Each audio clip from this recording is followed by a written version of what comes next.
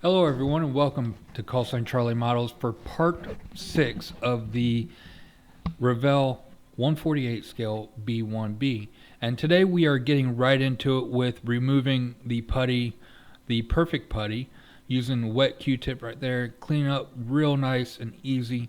And then we're going to be moving on to the Infinity sanding stick, starting off with a 400 and moving all the way up to a 1000 grit sanding stick.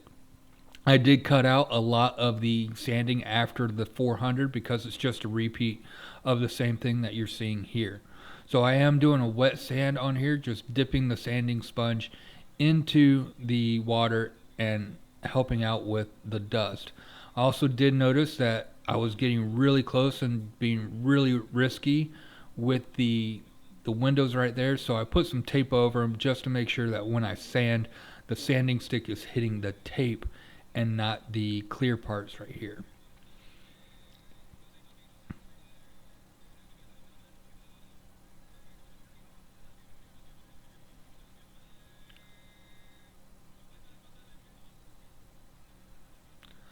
Good thing about the wet sanding is it keeps the dust from flying in the air, it keeps the model relatively clean.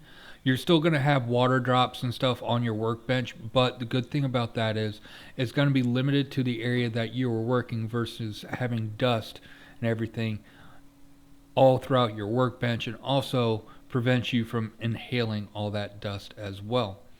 Because I know if I would have been doing this without wet sanding, I would have had to stop every 2 to 3 minutes for a sneezing bout of 3 or 4 sneezes, and then get back to it for another couple minutes and then sneeze again. Because right now my allergies are really bad for some reason. But as you can see here, just working with the sanding, kind of feathering it in where it needs to be feathered. And other areas it goes all the way away because it was almost a perfect fit, but there were some areas that had a little bit of a step. This is a very old Revell kit. I think this was first molded and tooled in, I think, the 70s or 80s. So it is starting to show its age. But as you can see here, we have the metallic details 3D printed landing gear bay for the nose, and the detail on there, there's not even a number that can quantify the level of improved detail that brings the kit. So if you can get it, I highly recommend it. I am going to be placing mirrors on the bottom of this build when it's done, so you can see the detail that's in the landing gear bays and the bomb bays from Metallic Details, because the detail in there is absolutely amazing. So we're almost done with sanding the nose section. I didn't include the sanding of the rear section. So now we're moving on to the scribing. Luckily with this kit, the panel lines are rather deep, so when you're sanding, you really don't have to worry about losing panel detail, but you do get putty that fills those panel lines. So I'm just going in here, I'm using the scriber, it's a Tamiya scriber. I'm just using the weight of the scriber to clean the putty out of the panel lines, and I'm using the panel lines as a guide for that. That's why you don't see any tape or anything like that to make sure I have a straight edge, because I'm just using the actual panel line as a straight edge.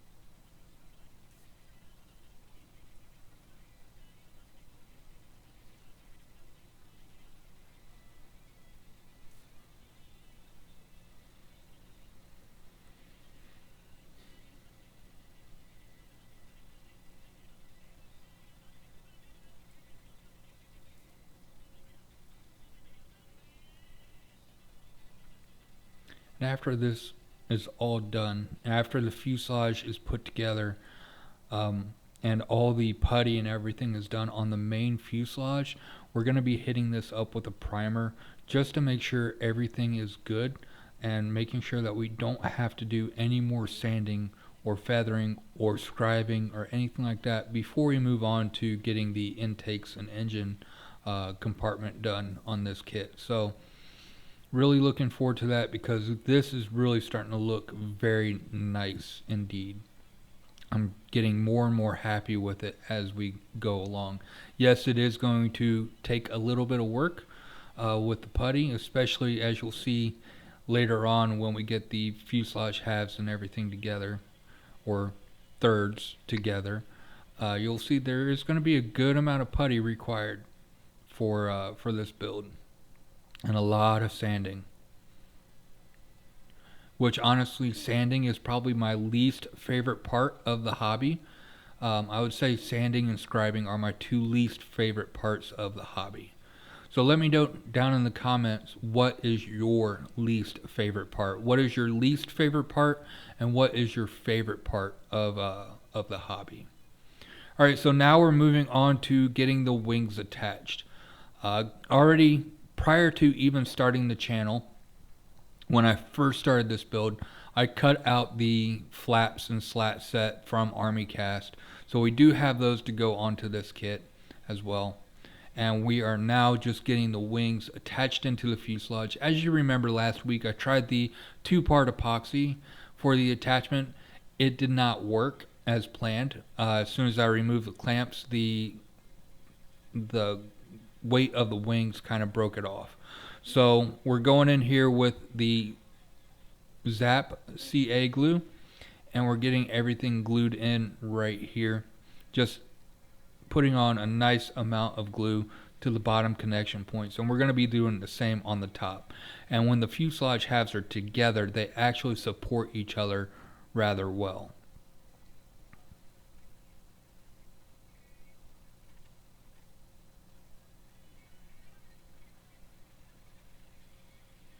Alright, so getting that all done, getting that dried up, we're going to let that set and dry for a little while. I might hit it with Zip Kicker just to help speed up the process. Yep, the glue didn't take that time, so we're just going to go back in and do it again.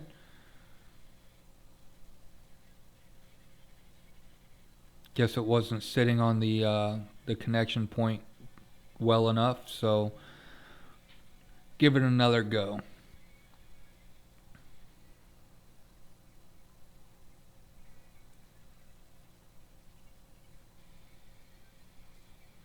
Getting the workbench area cleaned up, because up next we have the upper fuselage, and we have a little bit of a fit issue with the upper fuselage, and that is because of the aftermarket lumps and bumps, and also the chaff and flare dispensers that I put in there. So gonna sand that down with the Dremel real quick, get it to where it's nice and thin, and then we're going to attempt to reapply the upper fuselage.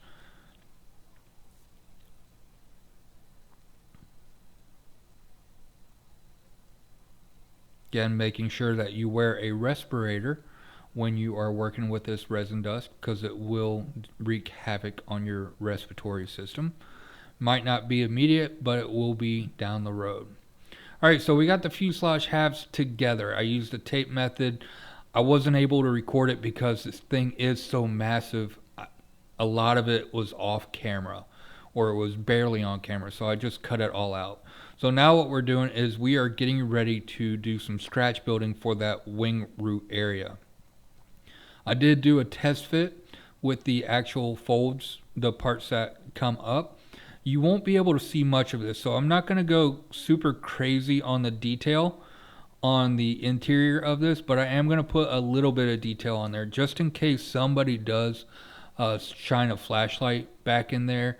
I do want to have a couple of things, maybe some lead wire or a couple other pumps or something like that back there, so just so it looks like there's something back in there and has a little bit of detail. So we're getting those bases glued in right now. Gonna have to trim that one down, but we're getting the other side done right here, getting that glued in, and then we're gonna be gluing on the walls as well.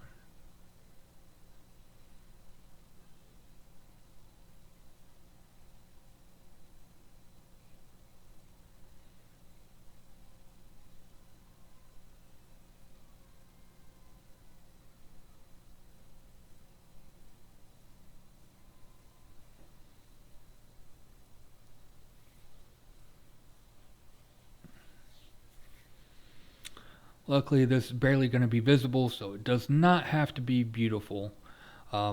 Using my calipers to get the length of the sidewall that I need, and learned this nifty little trick about using the calipers basically as a scribe to do a straight line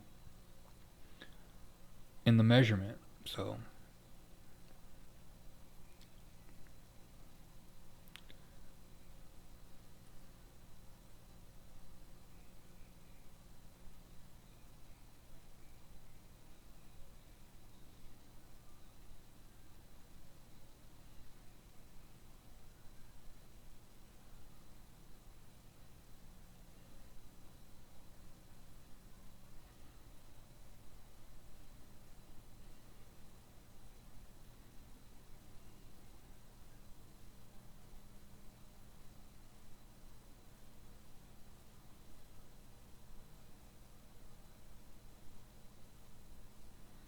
now we're going to be gluing down the edge right here.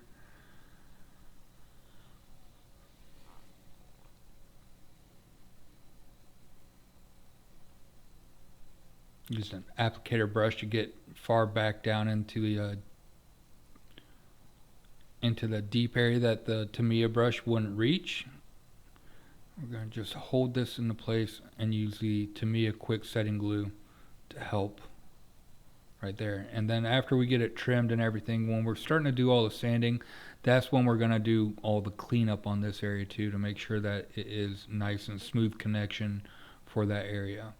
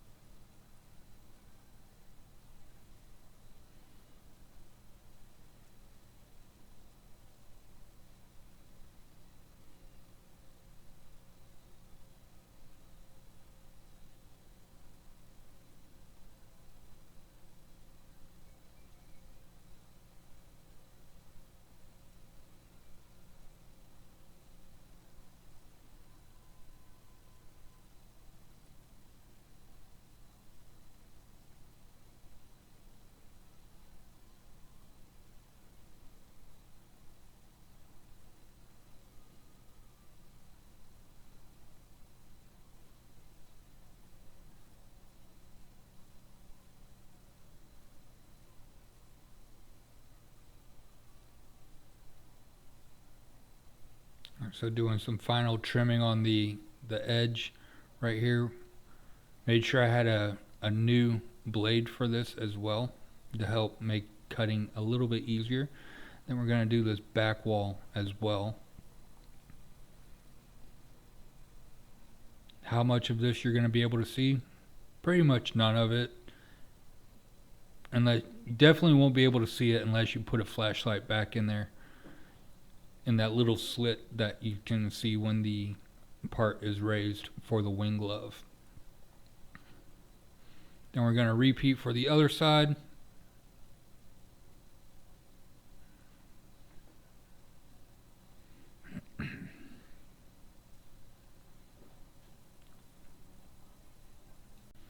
Alright, and fast forward a little bit. Now we are finishing up the starboard side of the fuselage for the wing glove area, getting that finally cleaned up.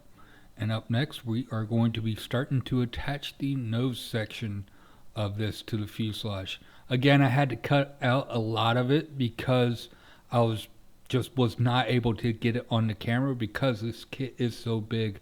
But I ended up, like, to get it to fit, I had to use gravity a lot because just to help with sealing this in.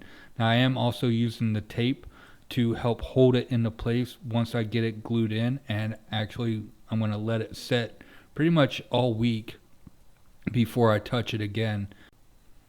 But now that we're getting it into place, we can get it taped in right here, getting it taped, and then we're going to apply some of the Tamiya quick set and then put the tape in to hold it into place. And then we're going to be flipping her over to put it on the underside. Took care of that. And now I'm going to use a little bit of super glue to kind of strengthen the hold area of that. We're going to have some sanding to do. But that's going to be it for today. I want to thank everybody for watching. If you haven't yet, don't forget to like and subscribe. Hit the bell button for notifications of when I post future videos, like part 8 of this guy for the B-1B, or any of the other 6 builds I have going on right now. So, and closing out, we are going to be adding the tail section in, getting that done. This part was a nice easy fit with no issues. Just using the glue to help hold the weight of it as well, because it is, with the resin parts from Barracuda, it is fairly heavy. Anyways, that's all for today. Thanks for watching, and I hope to see you guys next week. But until then, I hope you guys have a great day. I'll see you next time. Bye-bye.